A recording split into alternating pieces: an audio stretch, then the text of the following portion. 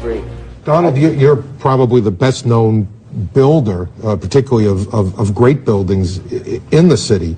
There's a great deal of question about whether or not the damage and the ultimate destruction of the buildings was caused by the airplanes, by architectural defect, or possibly by bombs or aftershocks. Do you have any thoughts on that? Well, it was an architectural defect. You know, the World Trade Center was always known as a very, very strong building. Don't forget, that took a big bomb in the basement. Now, the basement is the most vulnerable place because that's your foundation, and it withstood that. And I got to see that area about 3 or 4 days after it took place because one of my structural engineers actually took me for a tour because he did the building. And I said, I can't believe it. The building was standing solid, and half of the columns were blown out. I mean, so this was an unbelievably powerful building.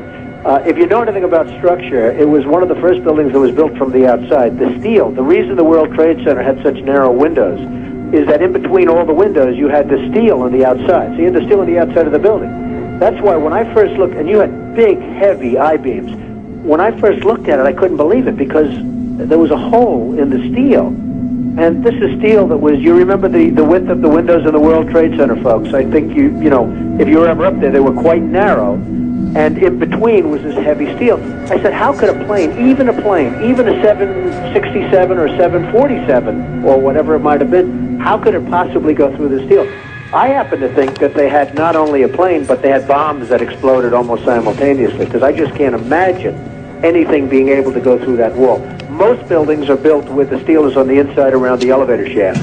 This one was built from the outside, which is the strongest structure you can have, and it was almost just like a can of soup. You know, Donald, we were looking at pictures all morning long of that plane coming into building number 2, and when you see that approach the far side, and then all of a sudden, within a matter of a millisecond, the explosion pops out the other side. Right.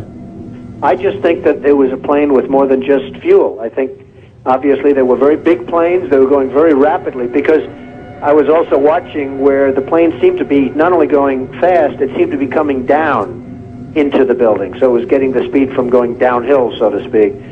It just seemed to me that to do that kind of destruction is even more than a big plane because you're talking about taking out steel, the heaviest caliber steel that was used on a building. I mean, these buildings were rock solid. And, you know, it's just an amazing thing. This country is different today, and it's going to be different than it ever was for many years to come. Very profound statement and very true.